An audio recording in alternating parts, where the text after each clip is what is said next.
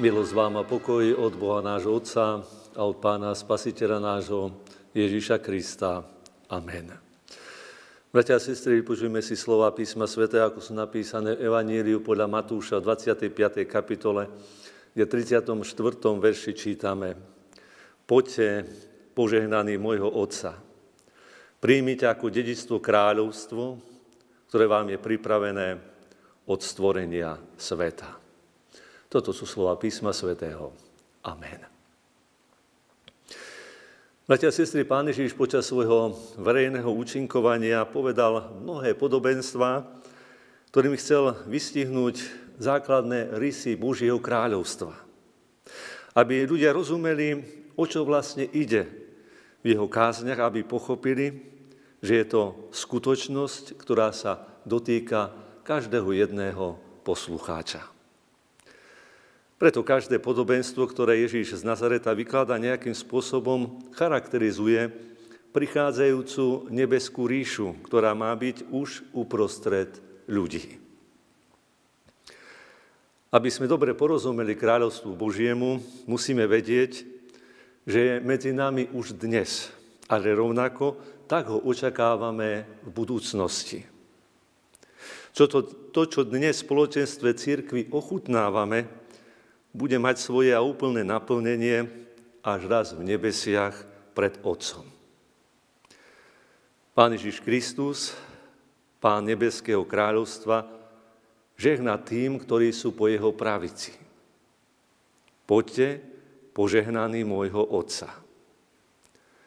Ktorí sú to tí požehnaní? Sú to šťastní a blahoslavení ľudia, ktorým sú odpustené hriechy. Tomuto prečítanému veršu však predchádza celé podobenstvo o poslednom súde. Až do chvíle posledného súdu to vyzerá v kráľovstve Božom ako na pšeničnom poli, kde rastie medzi pšenicou aj kúkoľ.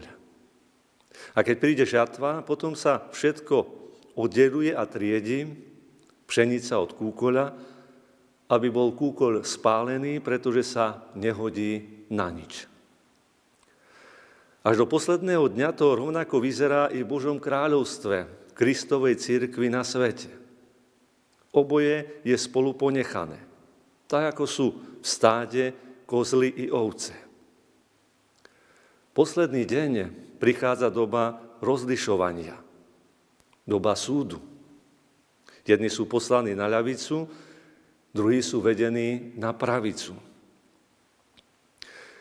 Ľudské pojmy nám nestačí na túto skutočnosť súdu a nikto nevie sám posúdiť, na ktorú stranu sa dostane on. Podobenstvo nám chce priblížiť skutočnosť súdu a chce nám poukázať na prenesmiernú Kristovu milosť.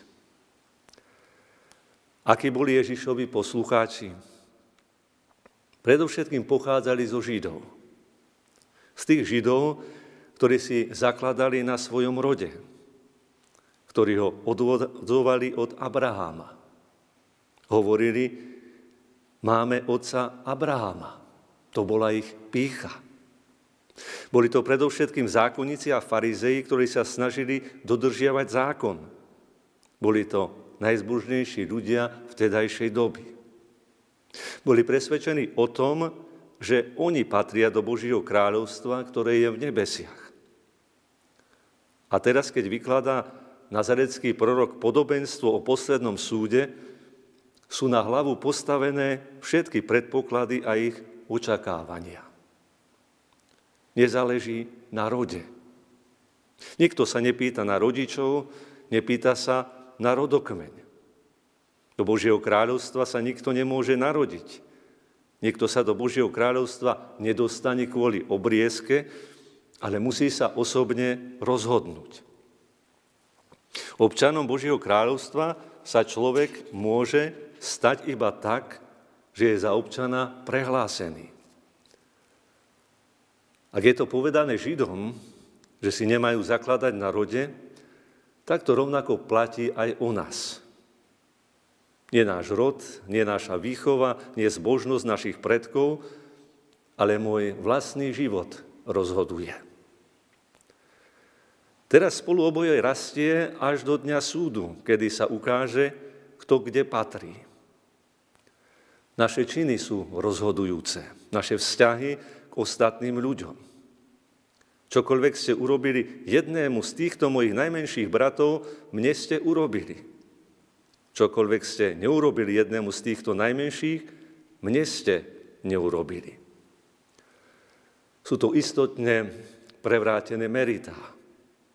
Do pozadia ustupuje učenie cirkvi a vystupuje na prvé miesto život z viery a z nevery. Je dobré mať na pamäti i slovo Izaiáša. Toto hľa ja mám rád.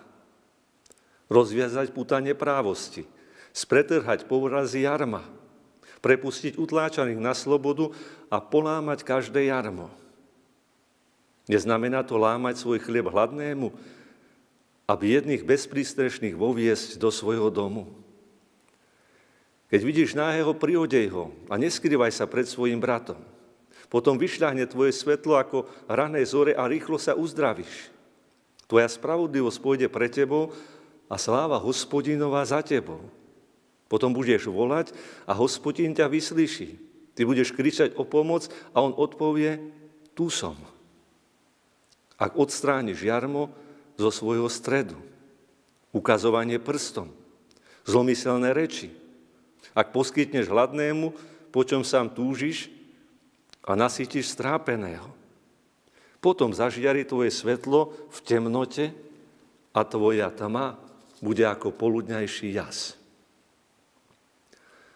Na našom vzťahu, bratia a sestry, k druhému človeku je meraný náš vzťah k Pánu Bohu.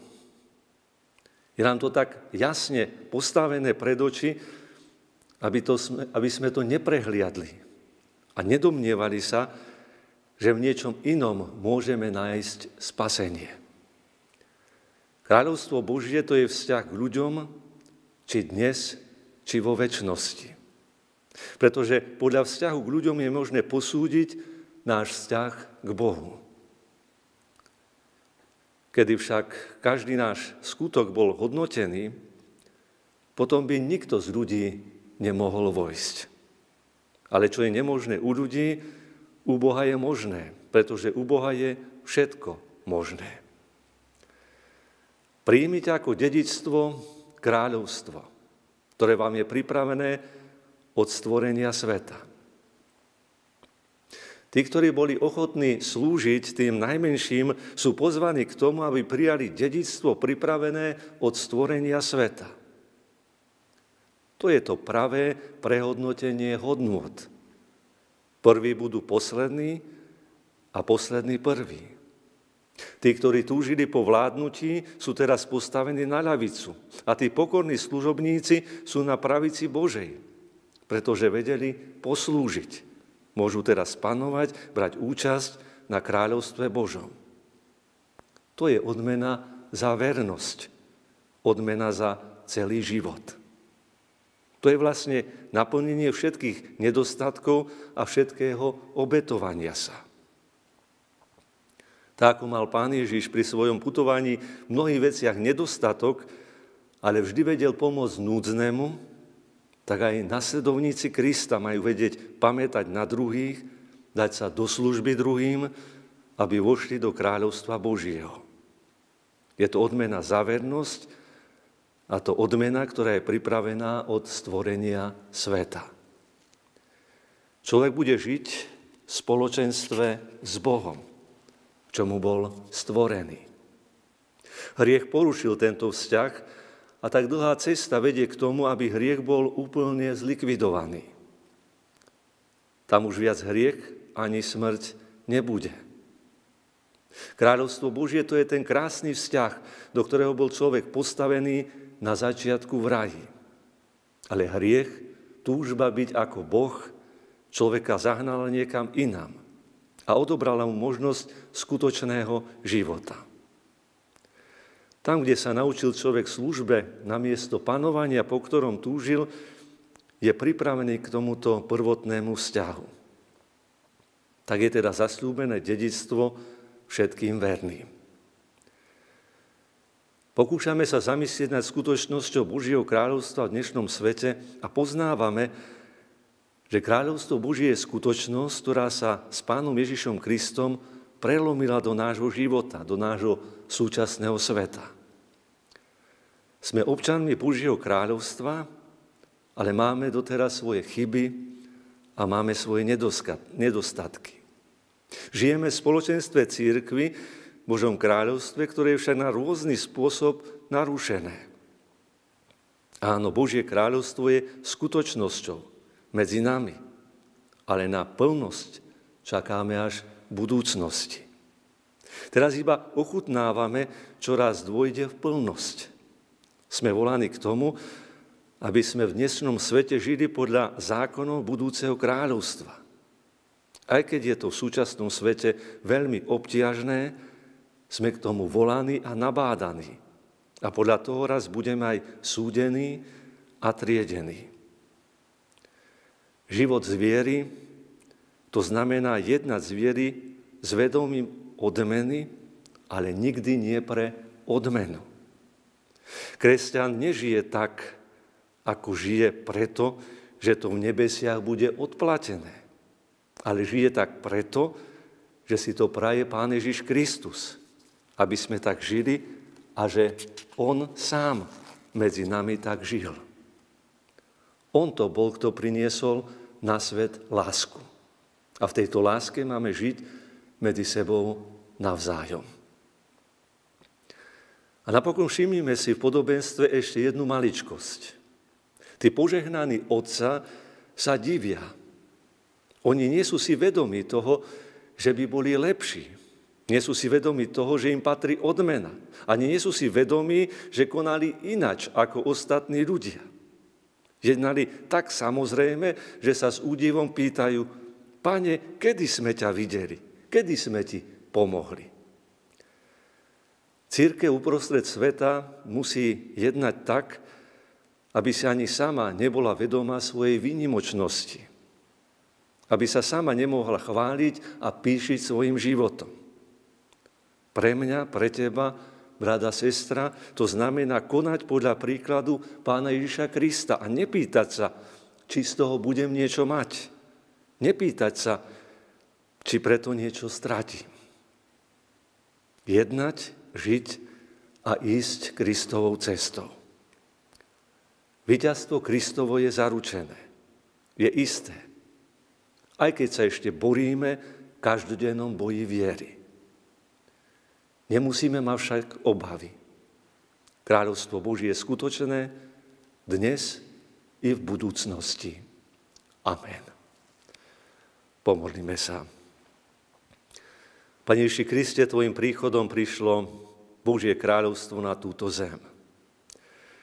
Ty nás pozývaš k tomu, aby sme uskutočňovali medzi ľuďmi podľa tvojho príkladu. Vieme, že sme nedokonali a hriešní, ale aj napriek tomu máme si navzájom slúžiť, konať spravodlivo a čestne, lebo podľa toho nás budeš súdiť na poslednom súde, ku ktorému na konci vekov prídeš, ako sudca živých a mŕtvych. Zmocňuj nás k tomu skrze Ducha Svätého. Pane, zmiluj sa. Amen.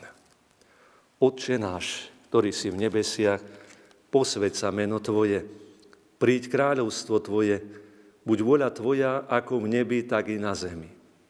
Chlieb náš každodenný daj nám dnes a odpusť nám viny naše, ako aj my odpúšťame vinníkom svojim. I neuvoď nás do pokušenia, ale zbav nás zlého, lebo Tvoje je kráľovstvo, i moc, i sláva na veky. Amen.